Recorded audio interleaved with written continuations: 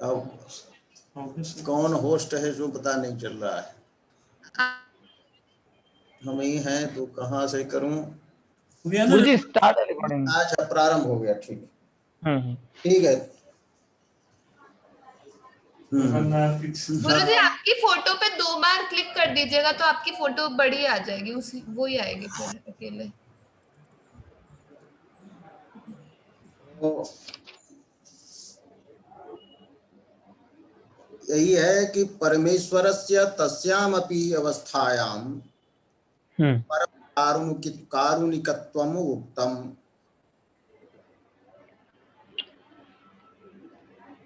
माने परमः कारुणिकः वर्तते परमेश्वरः।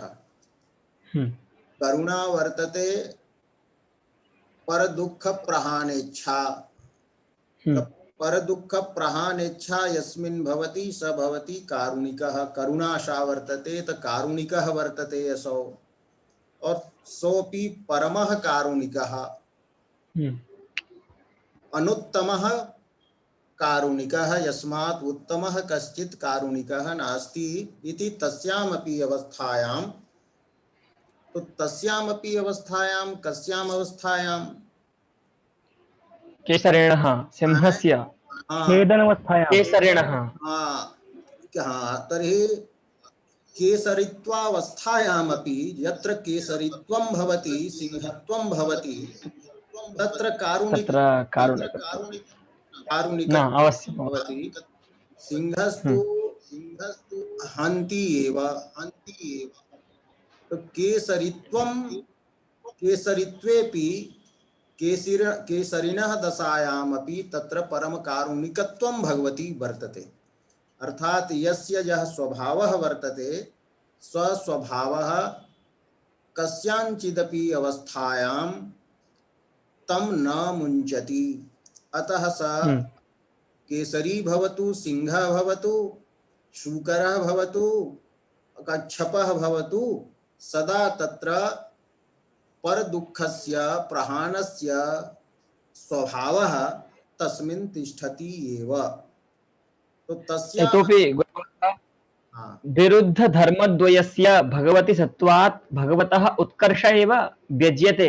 हाँ, एवं तत्र सामान्ये प्राणिनि तो विरुद्ध धर्मद्वयं न भवति, एकाधिकरण्य विरोधः तत्र भवति। यत्र सिंहत्वं तत्र न कारुणिकत्वं। किन्तु अत्र तु सर्वेषां विरुद्धानाम् अविरुद्धानां च धर्माणाम् आश्रयत्वात् भगवती सिंहत्वेन सह परम कारुणिकत्वम् अपि न विरुध्यति। अवश्यम्। हाँ, तो तस्याम अपि न एतत् प्रतीयते यदा सिंहः स नास्ति वास्तवे स्वस्वरूपे वर्तते तदानीम् अपि परम कारुणिकत्वम् अस्ति एव। तो एतत् उक्तम्। तो एवं वस्तुध्वनिः जातः यस्यां कस्यांचिदपि अवस्थायां भगवान् सर्वदा परम कारुणिकः इति वस्तु ध्वन्यते। अग्रे व्याख्यानान्तरं करोति। अग्रिमं यत् विशेषणं वर्तते स्वच्छ स्वच्छायाया सितेन्दवः, अस्य व्याख्यां करोति। किंच ते नखाः सन्ति कीदृशाः। तर्हि यत्र स्वच्छ शब्दः यः वर्तते स भाव प्रधानः वर्तते। स्वच्छ शब्दस्य अर्थः वर्तते यत्र स्वच्छता, स्वच्छः गुणः, स्वच्छः वर्तते अत्र गुणवाचकः। तो स्वच्छेन मने स्वच्छता गुणेन, नैर्मल्येन इति व्याख्यानम्। तर्हि स्वच्छश्च अग्रे वर्तते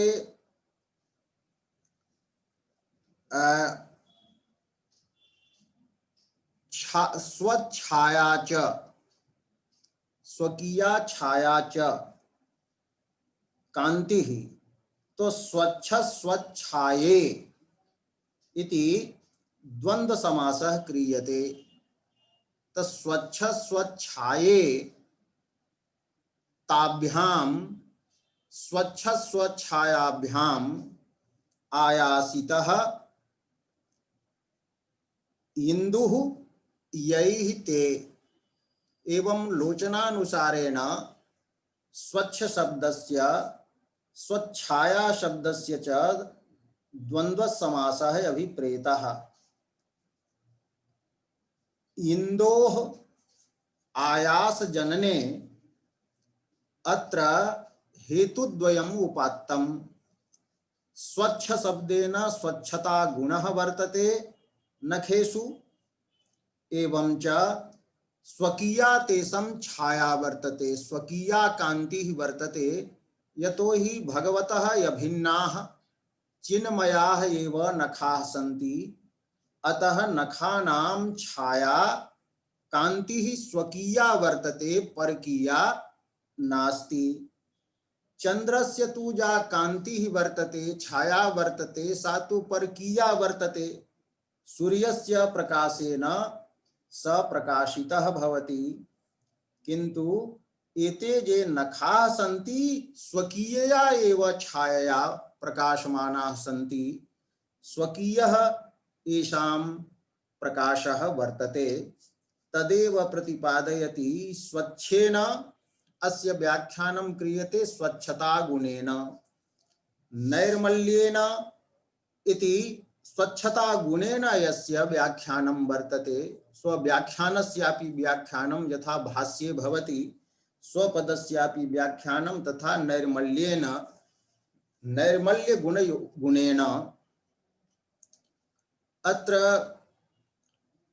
प्रतिपादयति। स्वच्छ मृदु प्रभृतयः शब्दाः, स्वच्छ शब्दः मृदु शब्दः, एते जे स्वच्छ मृदु प्रभृतयः शब्दाः जे सन्ति ते मुख्यतया माने मुख्यया वृत्त्या भाववृत्तयः एव वर्तन्ते, भावे एव येषां प्रवृत्तिः वर्तते, भावार्थ बोधकाः।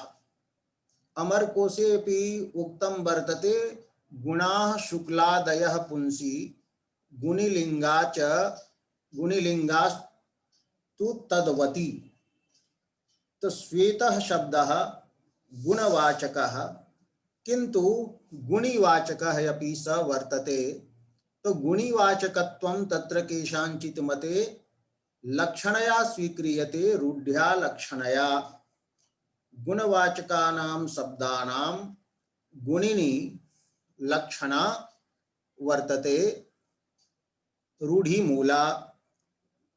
तो एते सर्वे भाववृत्तयः, भावे एव वृत्तिः प्रवृत्तिः जेषाम् अथवा भावे एव वाचकत्व रूपा वृत्तिः जेषां वर्तते ते सन्ति स्वच्छ मृदु प्रभृतयः शब्दाः। अतः स्वच्छ शब्देन स्वच्छता गुणः यत्र गृहीतः। स्वच्छायया च, स्वकीया या वर्तते तेषां छाया। तो छाया या वर्तते, छाया शब्दस्य विवरणं करोति आकृत्या। आकृतिः, आकृतिः नखानां कीदृशी वर्तते, तर्हि नखाः वक्राः सन्ति, और वक्राः सन्तः अपि ते नखाः हृद्याः सन्ति, हृदयप्रियाः सन्ति। तो वक्रा माने वक्रम, वक्रता, वक्रा वक्रम हृद्यं च रूपम यस्याः तया आकृत्या। वक्रम वर्तते, हृद्यं च वर्तते, रूपम स्वरूपम यस्याः तया आकृत्या आयासितः खेदितः इंदुः जयैः ते स्वच्छ स्वच्छायाया सितेन्दवः इति पदस्य विवरणं कृतम्। तो लोचनानुसारेण यत्र प्रतीयते यत् स्वच्छ शब्दः तत्र स्वच्छतावाचकः,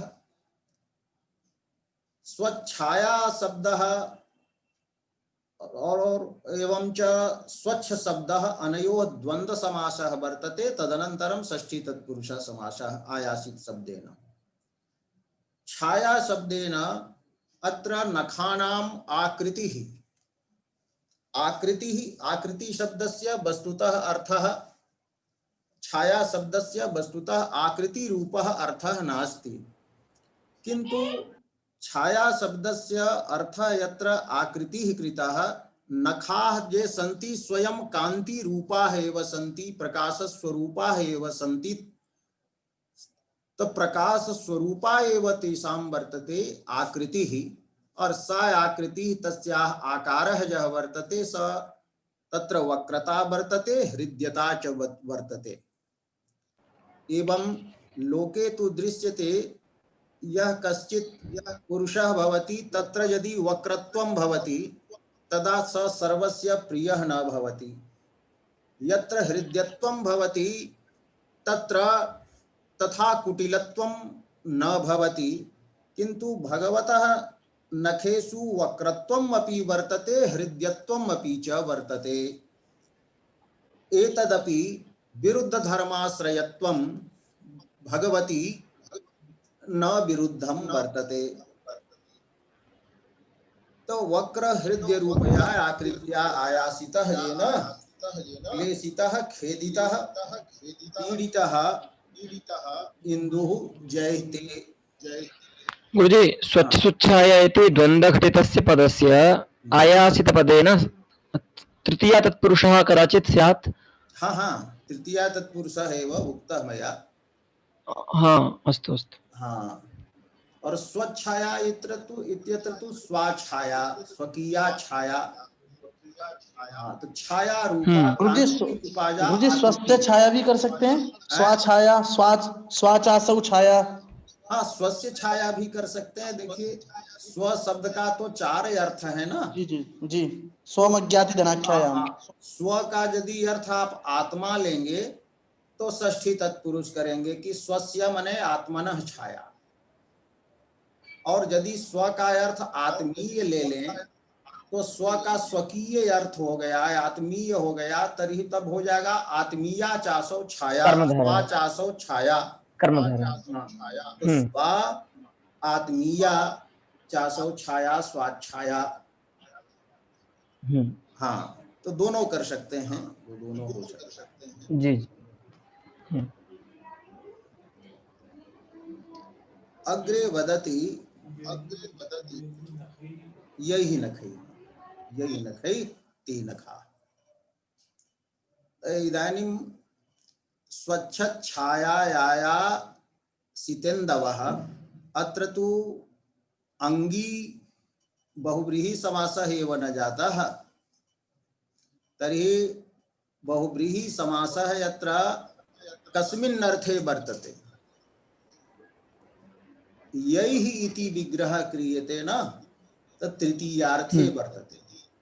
अनेकम् अन्य पदार्थे इति सूत्रम् अस्ति, तत्र अन्य पदस्य अर्थे भवति, हाँ, अन्य पदस्य अर्थे भवति बहुव्रीहि।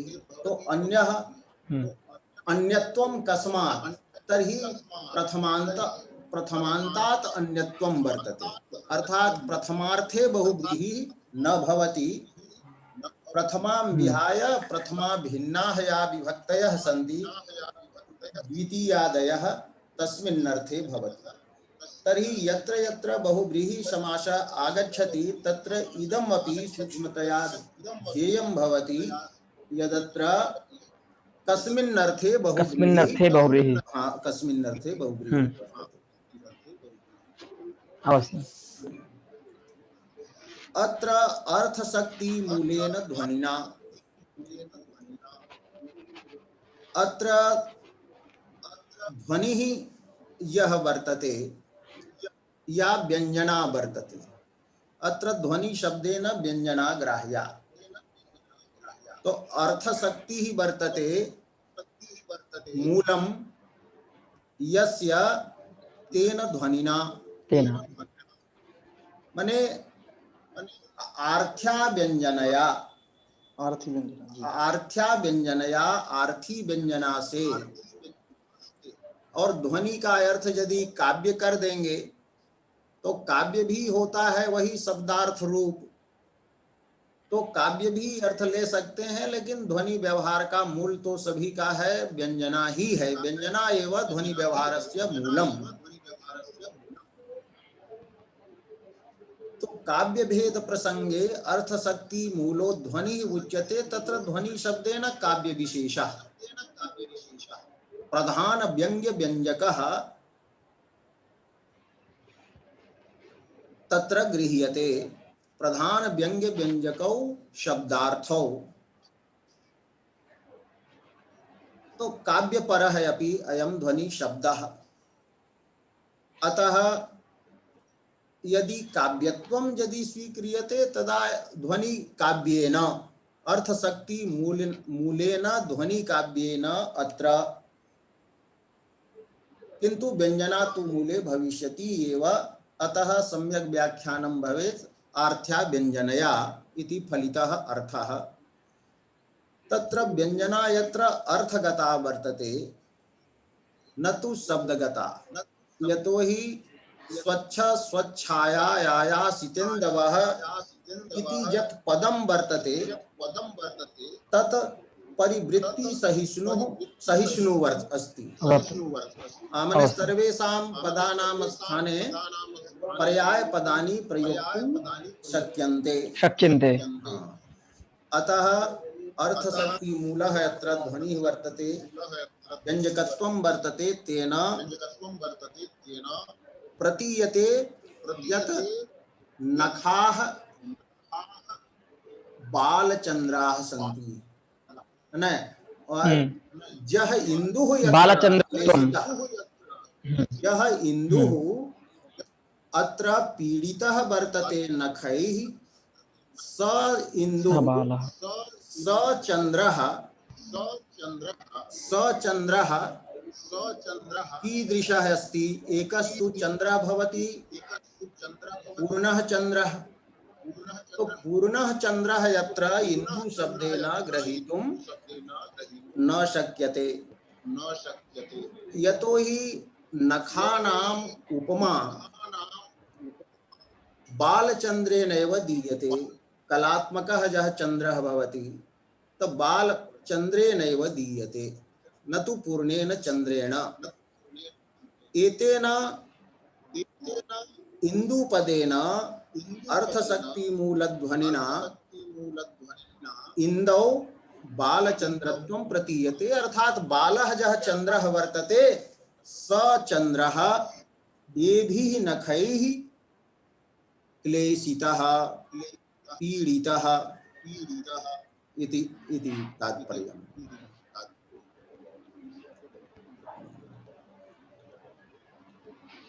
अनायासेन तत्सन्निधौ चंद्रस्य विच्छायत्व प्रतीतिः अहृद्यत्व प्रतीतिश्च ध्वन्यते। पुनः ध्वन्यते व्यंजनया बुध्यते यत्र किं कि चंद्रः यः वर्तते बालचंद्रः, असौ चंद्रः तत्सन्निधौ तेषां नखानां, तेषां दशानां नखानां सन्निधौ समीपे चंद्रः यः वर्तते स विच्छायः अस्ति। विगता छाया कान्तिः यस्य स विच्छायः वर्तते, अर्थात मलिनः वर्तते।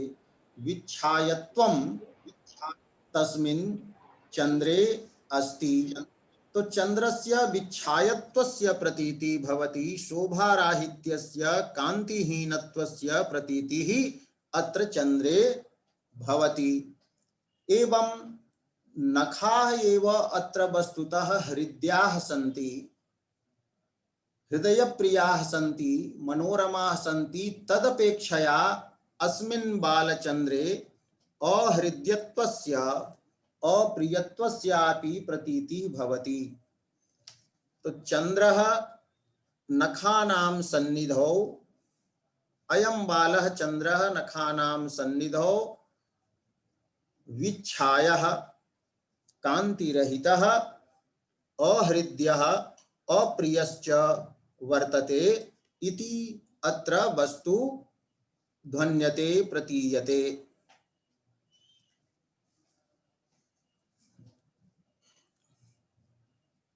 आयासित इति यत् पदं वर्तते त आंग उपसर्गः वर्तते, यस धातु वर्तते, निच प्रत्ययः अस्ति, पुनः अक्त प्रत्ययः भवति। आयासयति त नखाः आयासयन्ति और नखैः आयासितः। तो आयासितः इत्यत्र त प्रत्ययस्तु कर्मणि वर्तते। तो आयासित इति पदस्य प्रकृतिभूतः यः वर्तते आंग पूर्वकः यस धातुः, तस्य कर्ता कर्तारः नखाः सन्ति। तो आयासनस्य कर्तृत्वम् अत्र नखेषु बोध्यते। तो नखाः आयासं कुर्वन्ति, पीडयन्ति, क्लेशयन्ति इति लोकेपि प्रसिद्धं वर्तते। हाँ हाँ, कि कश्चित् नखैः यदि छिद्यते, किसी कोई नाखून से किसी को नोच लेता है तो नाखून तो कष्ट किसी को देते हैं। तो नखेषु आयासकारित्वं यत् वर्तते तत्तु प्रसिद्धम एव नास्ति, सुप्रसिद्धम वर्तते, अतीव प्रसिद्धि वर्तते। हाँ हाँ। तो लौकिकाः ये नखाः सन्ति ते तु कंचित अन्यं पुरुषं नायिकां वा आयासयन्ति, खेदयन्ति, क्लेशयन्ति, किन्तु नरहरि नखाः ये सन्ति ते नखाः सामान्यं कंचित प्राणिनं न क्लेशयन्ति, अपितु चन्द्रं क्लेशयन्ति। जः चन्द्रः स्वाभिमानी आसीत् यत् अहमेव सर्वमनोरमः पदार्थः अस्मिन् संसारे अस्मि, सर्वे बहुमानेन मां पश्यन्ति, अतः नरहरि नखानां तत् आयासकारित्वं लोकोत्तरेण रूपेण वर्तते। सामान्य भूताः ये नखाः सन्ति चन्द्रं न क्लेशयन्ति, किन्तु येषां नरहरेः ये नखाः सन्ति ते चन्द्रस्यापि आयासकारिणः सन्ति इति प्रतिपादितं वर्तते। गुरुजी, यस प्रयत्ने इति दिवादिगणीयो यन् धातुः, हाँ, अतः स्वार्थे णिच् भवितुं नार्हत्येव, नाम णिच् प्रेरणायाम् अस्ति। अतः नखानां प्रयोज्यकर्तृत्वम् अस्ति। यदि नखानां प्रयोज्यकर्तृत्वम् अङ्गीकुर्मः तर्हि प्रयोजककर्तृत्वं मधुरिपोः स्वीकर्तुं शक्यते वा आयासकरणे, आयासने? निच यदा न क्रियते तर्हि निज भावे आयासस्य कर्तृत्वं भवति। अहम आयासं यदा अनुभवामि तदा अहम आयास्ये। तो आयास क्रियायाः कर्ता अहमेव अस्मि, अर्थात अहम दुःखम् अनुभवामि। किन्तु यदि अहम अन्यं क्लेशयामि तदा वक्तुं शक्यते अहम अन्यम् आयासयामि, मया स आयासितः। किन्तु अहम वैपरीत्येन बोधः तस्य जातः। अहम आयासतः अस्मि इति तु अहमेव खिन्नः, अहमेव पीडितः अस्मि इति, वयं पीडितः अस्मि इत्यर्थः। आयासनं नाम खेदानुभवः। हाँ, न खेद जननम, खेद जननम। हाँ, खेदम जनयति, खेद जननम, पीडनम। तो नखाह इंदुम आयासयन्ति या नखाः इंदुम आयासयन, आयासयन्ति। आयासयन, हम्म नखाह इंदुम आयासितवन्तः, हम्म नखैः इंदुः आयासितः, नखैः इंदुः आयासितः, कर्मणि युक्त जातः तर्हि एवं भवति। तर्हि प्रेरकः कर्ता कः, प्रयोजकः कर्ता कः आयासनक्रियायाः यदि निच् स्व प्रेरणायाम् अस्ति चेत्? नखाः सन्ति प्रयोजक कर्तारः, प्रयोज्यः कर्ता अत्र वर्तते इंदुः, इंदुः आयस्ते, इंदुः आयासम् अनुभवति। अस्तु अस्तु, अवगतः अवगतः। आयासम् अनुभवितुं नखाः प्रेरयन्ति। अवश्यम्। अन्यन्तावस्थायां वाक्यं श्रुत्वा अवगतः। इन्दुः आयस्ते, नखाः इन्दुम् आयासयन्ति। नखैः इन्दुः आयासितः, नखाः इन्दुम् आयासितवन्तः इति भविष्यति कर्तरि।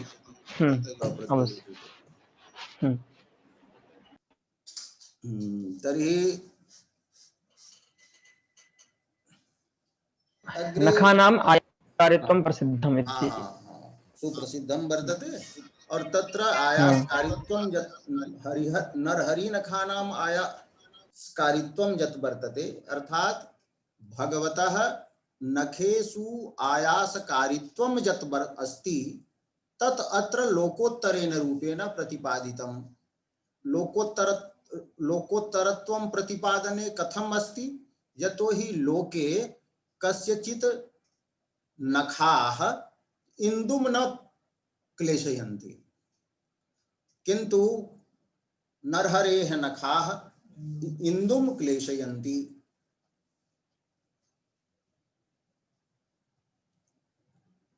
पुनः अग्रे वदति,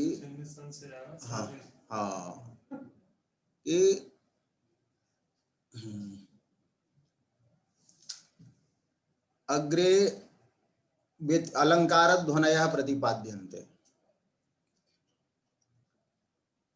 कि इंदु यः वर्तते स नखानां स्वच्छतां कुटिलतां च पश्यति, पुनः पश्चात् विचारयति, स बालचन्द्रः इंदुः विचारयति। तो पूर्वं तु खेदम् अनुभवति, यथा कश्चित् पूर्वं धनिकः, कश्चित् धनिकः यदा स्वतः अपि धनिष्ठं कंचन अन्यं पश्यति तर्हि तस्य धनं दृष्ट्वा खेदम् अनुभवति।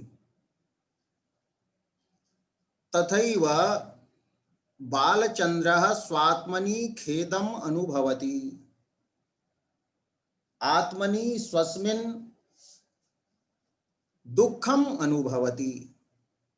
किं कृत्वा? अवलोक्य, दृष्ट्वा। किं दृष्ट्वा? तो तदीयां, तेषां इयं तदीया, तो नखानां इयं तदीया, तो तदीयां मने नख संबंधिनीं स्वच्छतां दृष्ट्वा, कि मत्तः अपि स्वच्छता एतेषु नखेषु अधिका वर्तते। एवं कुटिलिमा, कुटिलस्य भावः कुटिलिमन्, इमनिच प्रत्ययः भवति, तो कुटिलिमानम् इदं पदं पुल्लिङ्गे वर्तते। अतः यत्र तदीया इत्यस्य लिंग व्यत्ययः कर्तव्यः। तदीयां स्वच्छताम् अवलोक्य और तदीयं कुटिलिमानम् अवलोक्य, नखानां कुटिलिताम् अवलोक्य बालचन्द्रः स्वात्मनि खेदम अनुभवति। स विचारयति कि स्वच्छता मयि अपि वर्तते, स्वच्छता तेषु अपि वर्तते, कुटिलता मयि अपि वर्तते, कुटिलता तेषु अपि वर्तते, एवं तुल्येपि स्वच्छ कुटिलाकार योगे योगे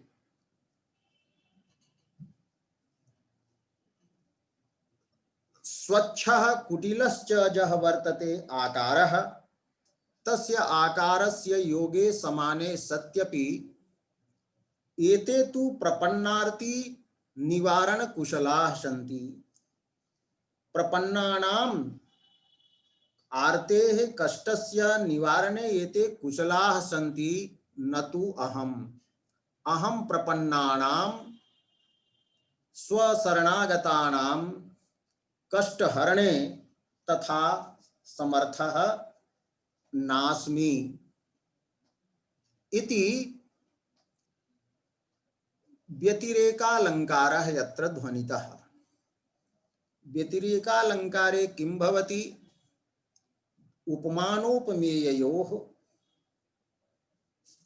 समान धर्मस्तु भवत्येव, तदेव तु सादृश्यम्। सादृश्यं विना उपमानोपमेय भावः न संभवति। अतः स्वच्छता वक्रता च समान धर्मः वर्तते, बालचंद्रेपि नखेपि च अस्ति। किंतु नखे धर्मः अधिकः वर्तते, प्रपन्नार्ति छित्त्वं वर्तते, प्रपन्नार्ति निवारण कौशलं वर्तते, एतत् चंद्रे नास्ति। अतः स बालचंद्रः खेदम् अनुभवति। अत्र व्यतिरेकालंकारः ध्वनितः। चंद्रापेक्षया बालचंद्रापेक्षया प्रपन्नार्ति निवारण कुशलाः एते नखाः उत्कृष्टाः। अतः व्यतिरेकः यत्र अलंकारः ध्वनितः। एवं अत्र एकं ज्ञातुं शक्यते, यत्र अलंकारः ध्वन्यते तत्र व्यापारः एव वस्तुतः ध्वनितः भवति। व्यतिरेक इत्यस्य अत्र अर्थः वर्तते व्यतिरेचन व्यापारः। उपमायां सादृश्यकरणं व्यापारः। तो सर्वत्र अलंकारध्वनौ प्रयोगस्तु भवति, अलंकारः ध्वन्यते। तो अलंकारः यत्र वस्तुतः व्यतिरेचन व्यापारः एव वर्तते। तो व्यतिरेचन व्यापारः आधिक्य रूपः, आधिक्य बोधन रूपः यः व्यापारः बालचंद्रापेक्षया नखेषु आधिक्यं यत् वर्तते, उत्कर्षः यः वर्तते, तो उत्कर्ष रूपः व्यापारः अत्र ध्वनितः भवति। किंच अहं पूर्वम् एक एव असाधारण वैसद्य हृदयाकार योगात् समस्त जनानाम् अभिलषणीयता भाजनम् अभवम्। चंद्रः विचारयति यत् अहं चंद्रः पूर्वम् एकः एव अभवम्। अहं पूर्वम् एकः एव आसम्। पुनः समस्त जनाभिलषणीयता भाजनम् आशम्। समस्ताः ये जनाः सन्ति तेषां जनानाम् अभिलषणीयतायाः इच्छा विषयतायाः अहं भाजनं पात्रम् आशम्, कि सर्वे जनाः मामेव अभिलषन्ति स्म। कि चंद्रोदयः भवेत्, शैत्यं भवेत्, चंद्रः अतीव मनोरमः, तो अहमेव समस्तानां जनानां अभिलषणीयतायाः अभिलाष कर्मतायाः इच्छा विषयतायाः भाजनम अभवम कथम असाधारण वैषद्याकार योगात् असाधारणः मम आकारः आसीत् तो असाधारणं यत् वर्तते वैषद्यं विशदस्य भावः वैषद्यं विशदः स्वच्छः तस्य भावः वैषद्यं असाधारणं यत् वर्तते वैषद्यं स्वच्छता तेन वैषद्येन हृदयः हृदयप्रियः वर्तते यः आकारः तस्य आकारस्य योगात् संबंधात् पूर्वम् अहं समस्त जनाभिलषणीयता भाजनम अभवम किंतु पुनः पुनः शब्दः यत्र किंत्वर्थे पुनः किंतु अद्य एवं विधाः नखाः 10 सन्ति एते 10 सन्ति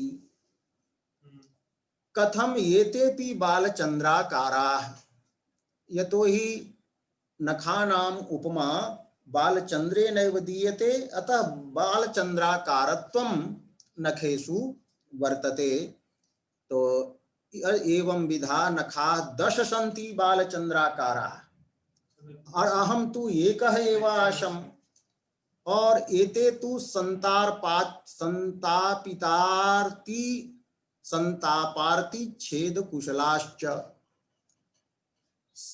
संताप रूपा जा वर्तते आर्ति संतापः वर्तते चंद्रपक्षे सूर्य किरणजन्यः तापः संतापः तो संताप छेदकत्वं तत्र वर्तते चंद्रे अत्र तु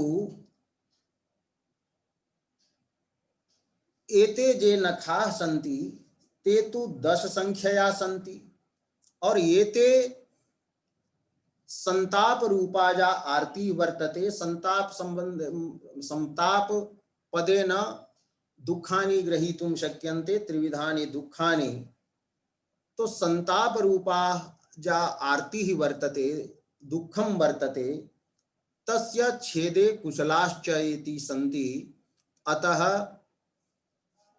लोकः जः वर्तते स तान् एव बालेन्दु बहुमानेन पश्यति कि एते एव बालेन्दवः सन्ति वस्तुतः स बालेन्दुः नास्ति तान् एव पश्यति न तु माम् एते न पश्यन्ति इति आकलयन् एवं विचारयन् बालेन्दुः यः वर्तते स अविरतं निरंतरम आयासम दुखम अनुभवति इव तो अनुभवति इति क्रियापदानन्तरम इव दत्तम अतः उत्प्रेक्षा ध्वनिः अपि वक्तुं शक्यते एवं अपहनुति ध्वनिः अपि कि अपहनुति ध्वनि कथं भवति इमे बालचंद्राः नखाः बालचंद्राः सन्ति न तु अयं चंद्रः बालचंद्रः वर्तते इति चंद्रस्य निषेधस्य प्रतीत्या अत्र अपहनुति अलङ्कारः भवति अपहनुति अलङ्कारः भवति तत्र यत् प्रकृतस्य निषेधः भवति अन्यस्य उपस्थापनं भवति अत्र तु चंद्रः जः वर्तते स चंद्रः एव निषिद्धः चंद्रः जब बालचंद्रः वस्तुतः चंद्रः एव भवति किंतु बालचंद्रस्य चंद्रत्वम् अत्र निषिद्धं वर्तते अतः अपहनुति ध्वनिः अपि अस्ति एवं अत्र वस्तु ध्वनयस्तु अनेके सन्त्येव अलङ्कारध्वनयः अत्र उक्ताः व्यतिरेकालङ्कारः एवं च उत्प्रेक्षालङ्कारः अपहनुति अलङ्कारः और रसस्तु वीररसः पूर्वं प्रतिपादितः एव अन्ते तु आनन्दवर्धन निष्ठा नरसिंह विषया रतिः यत्र विद्यते अतः भावध्वनिः अपि वर्तते अतः रसशब्देन यत्र भावध्वनेः अपि ग्रहणं कर्तुं शक्यते। भवति। प्रधानभूतस्तु अत्र वर्तते भावध्वनिः। एते ध्वनयः वस्तुध्वनयः अलङ्कारध्वनयः रसध्वनयः वीररसध्वनयः च एते ये सन्ति ते वस्तुतः अंगांगी भावेन येषां भावध्वनिना सह संकरः वर्तते। भावध्वनेः एते ध्वनयः उत्कर्षकाः सन्ति। तत्त्रिधा ध्वनिः यत्र अस्ति इति अत्र श्लोके अस्मिन् श्लोके इति अस्मद्गुरुभिः व्याख्यातः। तो अस्माकं गुरवः ये सन्ति प्रतिहारेन्दुराजाः तैः एवं व्याख्यातः। तो अस्तु तर्हि एतत् अद्य जातम्। अस्तु। भट्टेन्दुराजः एव प्रतिहारेन्दुराजः। इदानीं समयः अतिक्रमते। कृपया ये यावन्तः प्रश्नाः सन्ति ते आगामिनि दिवसे स्युः इति प्रार्थना। यतोहि अन्यत्रापि कक्षा भवति अनेन माध्यमेन, अतः यावन्तः प्रश्नाः पठिषूणां सन्ति ते आगामिनि दिने स्युः इति प्रार्थ्यते। अस्तु, द्वित्राः प्रश्नाः भवितुम् अर्हन्ति। चतुर्थवादने कक्षा वर्तते मदीया। न गुरवः किम् अस्ति, अनेन माध्यमेन यः माध्यमः अस्माभिः कक्षां कारयितुं स्वीक्रियते तेन माध्यमेन सपादत्रिवादनतः कक्षान्तरम् अपि चालयिष्यते। अस्तु तर्हि। हाँ, अतः कश्चित् क्लेशः अस्ति, अतः ते प्रश्नाः स्युः। हाँ, एवं श्वः स्युः ते प्रश्नाः इति प्रार्थना। न अस्तु, नहीं ममोपरि कृपा कृता। नैव तादृशं सामर्थ्यं मयि। अस्तु, ये क्या करना है? प्रणामः। प्रणामः। क्या करना है सो बोलिए तो। स्टॉप रिकॉर्डिंग करके गुरुजी। रिकॉर्डिंग बंद कर दे एक बार। अच्छा, बीच वाले से ऐसे स्टॉप रिकॉर्डिंग है। स्टॉप रिकॉर्डिंग हाँ, अब पाउज रिकॉर्डिंग ना, नहीं, उसके पास वाला हाँ, हाँ।